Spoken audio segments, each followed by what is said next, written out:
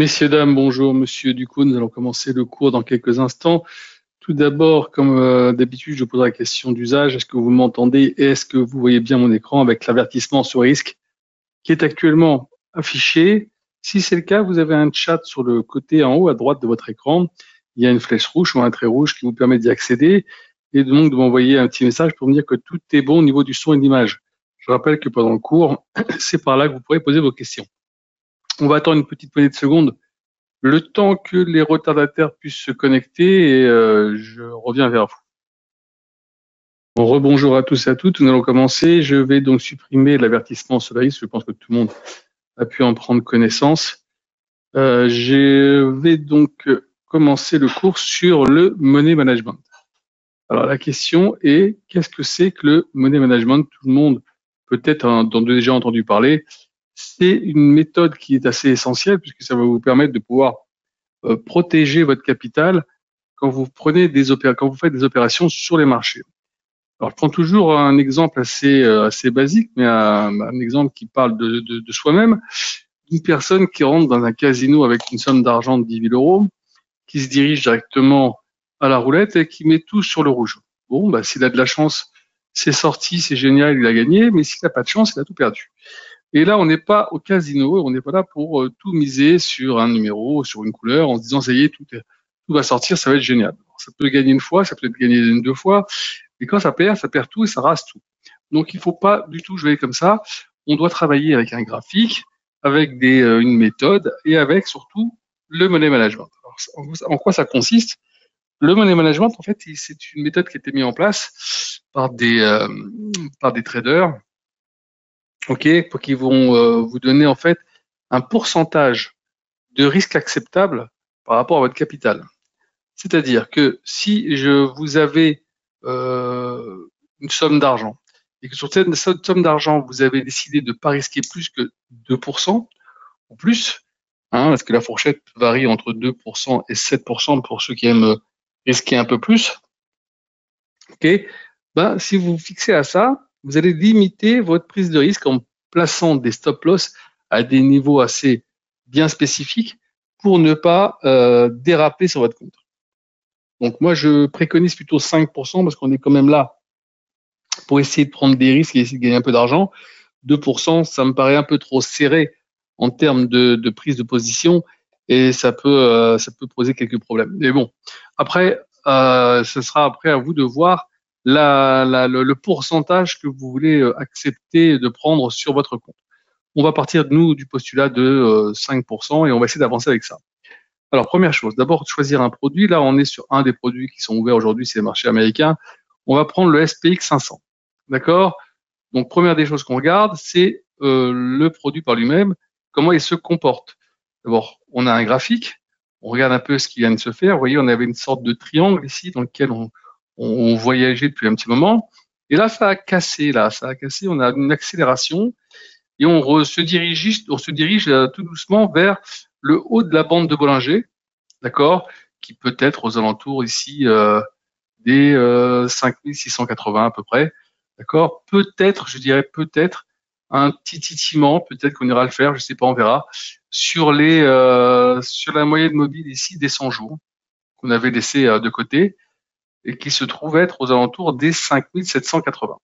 On va voir un peu comment ça va se comporter.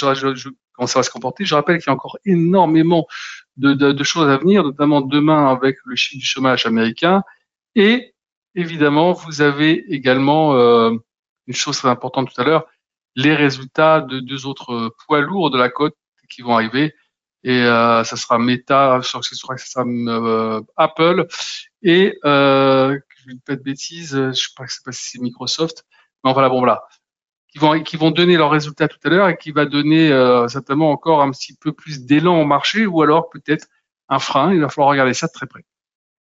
Donc, quand vous avez vu un peu tout ça, maintenant on voit un peu notre marché. On se dit pour l'instant, ici, même si sur les stochastiques, je suis un petit peu sur le plat et je me dis tiens, c'est sur le haut. Là, on est en train de se rapprocher tout doucement, vous voyez, du point ici qu'on n'a pas dépassé depuis un certain moment, c'est-à-dire ce trait rouge aux alentours des 60 de RSI. Donc, on va surveiller ça. Si on venait à le casser, ça pourrait nous ramener ici, peut-être, sur ce niveau-là, à savoir les 5840, qui est le haut de ce niveau-là. Et donc, on pourrait faire une sorte d'aller-retour avant peut-être aller encore plus haut, ou on verra ce qui se passe. Donc voilà, donc on a déjà déterminé plus ou moins où on va sur le graphique, on peut commencer à prendre une position. Alors, si on prend une position, on va dire qu'on est pour l'instant acheteur. On va dire qu'on va prendre 0,5. Ouais, on va prendre 1 pour la fine mouche. Et on y va, on passe notre ordre. Je viens de passer un ordre d'achat de 1 lot. OK? Donc, j'ai 5% maximum de risque sur mon capital. J'ai 10 000 euros. Je rappelle, on est parti du postulat que on avait 10 000 euros dans son portefeuille. Si j'ai 10 000 euros, on sait que ici, un lot égale 100, c'est que ça veut dire qu'à chaque fois que ça bouge d'un point, c'est de 44 à 45, par exemple, j'ai gagné 100. Si ça passe de 44 à 43, j'ai perdu 100, dans le cas où je suis acheteur, évidemment. Donc, là, j'ai pris une position de 1 lot, et je l'ai ouvert à 48. Donc, pour l'instant, vous voyez, je suis en train de perdre déjà les 500 euros que j'avais plus ou moins décidé de prendre en termes de risque. C'est-à-dire que si je fais 5% de 10 000 euros, ça me fait 500 euros. Si je dois mettre un stop loss ici par rapport à mon 48, d'accord, bah, j'ai déjà perdu ma position. D'accord, sans ça, donc c'était une erreur de prendre une position aussi importante, donc je l'ai effacée, c'est pas grave, et je vais donc prendre une position autre, à savoir une position d'abord plus petite, d'accord, même si je reste persuadé que alors déjà j'ai fait une erreur, c'est-à-dire j'ai pas regardé qu'à 16 heures il y avait un chiffre, d'accord, et apparemment le chiffre n'était pas extraordinaire. On va aller regarder ça tout de suite au niveau du chiffre, voir ce que ça donne. D'accord? Il vient de sortir, les PMI, ouais. ISM, manufacturier, pas terrible, terrible. D'accord? Et ici, bon, on va dire que pour l'instant, au niveau des PMI manufacturiers, il y a une baisse. OK, les dépenses de construction, ça baisse pas mal. Donc voilà, vous avez ici des chiffres qui sont tombés, qui nous ont montré au moment où même on commençait à prendre des positions, qu'il y avait un problème. Donc ça aussi, c'est quelque chose qu'il faut bien tenir compte. Le calendrier économique. Si je prends une position, évidemment, si je prends une position au moment où il y a un chiffre qui arrive, ça pose un problème. Même si par rapport à mon graphique, pour l'instant, j'étais plutôt dans les bonnes conditions pour le prendre, il faut quand même faire attention à ces chiffres-là. Donc, je vais reprendre ma position parce que je reste persuadé que pour l'instant, on a encore une petite poussée à aller chercher. Je vais aller chercher ici 0,5. Voilà. Je prends ici mon stop loss ici que j'aurais dû prendre tout à l'heure avec 5 points, puisque maintenant j'ai divisé par 2 et j'ai pris que 0,5 points. Eh ben, je vais pouvoir prendre une position, vu que j'ai ouvert à 41, ben, le prendre ici, mon stop loss à 31. Tout à fait.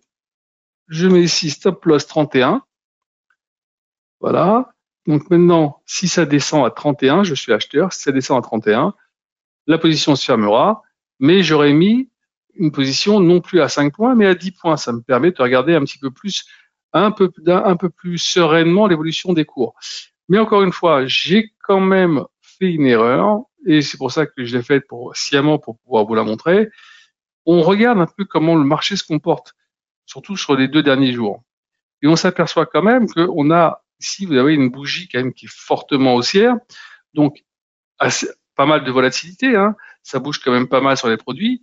Donc, même si aujourd'hui tous les marchés européens ne sont pas ouverts, ben, j'ai quand même un marché qui bouge beaucoup. D'accord? Donc, peut-être que j'ai fait une bêtise, ok, en prenant un stop loss beaucoup trop serré.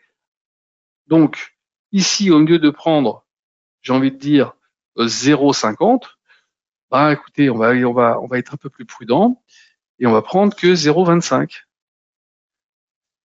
0,25, ça va nous permettre, là, j'ai fermé là maintenant, je ferme 0,25, là, je peux fermer des ordres partiels, hein. D'accord? Donc, il me reste que 0,25 de mon ordre. Et donc, maintenant, au lieu de mettre mon stop loss que je vais tout de suite modifier, voilà, modification de l'ordre, ici, je vais là, au lieu de prendre ici à 31, je vais le prendre à 21. Là, j'ai modifié. Maintenant, mon stop loss, j'ai pris une ouverture d'ordre plutôt assez bien, puisque maintenant, elle est aux alentours de 5641. Mais mon stop loss, lui, il est à 5621 et c'est vraiment, si on y va, ça veut dire que le marché a vraiment changé de cap, puisque le plus bas d'aujourd'hui, c'est 27. Donc, on a mis un stop loss dans des conditions optimales, d'accord?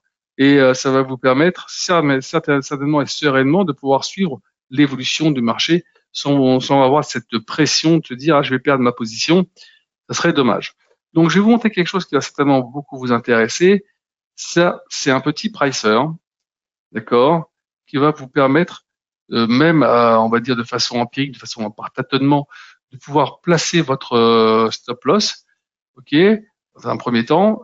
Alors, on peut le faire sur le Forex. Vous avez ici quelques valeurs du Forex. Vous avez le SPX 500, le CAC, parce que c'est le même calcul, le Gold, le Platine, le Dow Jones sur le DAX, même chose, un même calcul, Nasdaq et les actions. Alors, on va revenir ici. On a dit ici qu'on avait pris une position à 5641. Donc, regardez, je vais vous montrer. Position à l'achat, 5641. Voilà.